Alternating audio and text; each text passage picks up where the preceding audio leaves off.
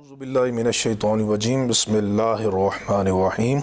اللہ رب العزت نے سورۃ النور کی آیت نمبر 22 میں ارشاد فرمایا وَلَا يَأْتَلِ أُولُو الْفَضْلِ مِنْكُمْ وَالسَّعَةِ أَنْ يُؤْتُوا أُولِي الْقُرْبَى وَالْمَسَاكِينَ وَالْمُهَاجِرِينَ فِي سَبِيلِ اللَّهِ وَلْيَعْفُوا وَلْيَصْفَحُوا أَلَا تُحِبُّونَ أَنْ يَغْفِرَ اللَّهُ لَكُمْ وَاللَّهُ غَفُورٌ رَحِيمٌ۔ یہ جو آیت کریمہ ہے سورۃ النور کی، اس آیت کریمہ کے متعلق اہل سنت کے تمام مفسرین کا اجماع ہے۔ امام فخر الدین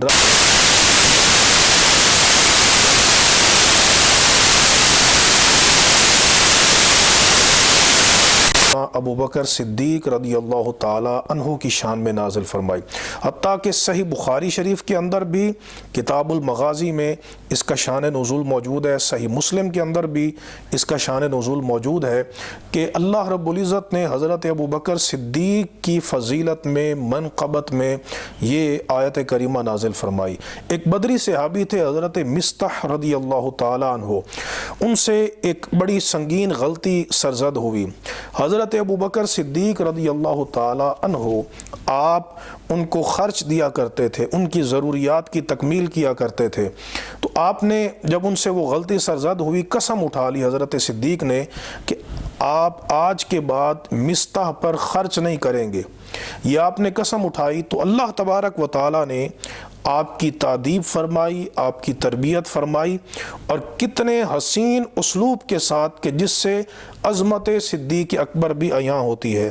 ارشاد فرمایا وَلَا يَأْتَلِ أُولُو الْفَضْلِ مِنْكُمْ وَالسَّعَةِ، اور قسم نہ کھائیں وہ جو تم میں فضیلت والے ہیں اور وسعت والے ہیں، أَن يُؤْتُوا أُولِي الْقُرْبَى وَالْمَسَاكِينَ وَالْمُهَاجِرِينَ فِي سَبِيلِ اللَّهِ، کہ وہ رشتہ داروں کو، مساکین کو اور اللہ کے راستے میں ہجرت کرنے والوں کو نہیں دیں گے۔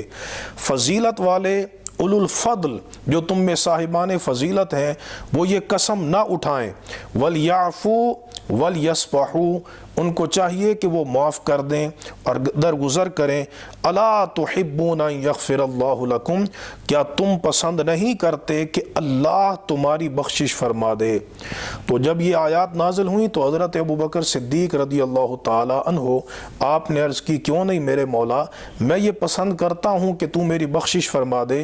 تو آپ نے حضرت مصطح کو معاف فرما دیا اور ان کا خرچ آپ نے دوبارہ بحال فرما دیا۔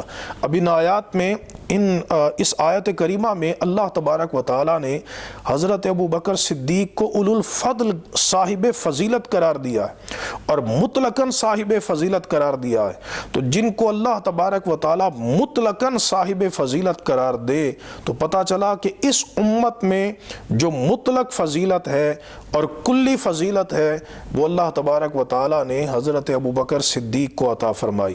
اور دوسری بات یہ ہے کہ اللہ رب العزت نے اپنی بخشش کو حضرت ابو بکر صدیق کے معاف کرنے پہ موقوف رکھا ہے، اور جب حضرت صدیق نے معاف کر دیا تو یہ آیت کریمہ ظاہر کر رہی ہے کہ اللہ تبارک و تعالی نے حضرت ابو بکر صدیق رضی اللہ تعالی عنہ کی بھی قطعی مغفرت فرما دی ہے۔ تو جن کو اللہ تبارک و تعالی نے فضیلت بھی عطا کی ہو اور مغفرت بھی جن کی فرما دی ہو تو ان کی شان اور ان کا مرتبہ عقل و ادراک اور فہم سے ماورا ہے۔ اللہ تبارک و تعالی ہمیں حضرت ابو بکر صدیق کی عظمت کو سمجھنے کی توفیق عطا فرمائے۔ وآخر دعوانا ان الحمد للہ رب العالمین۔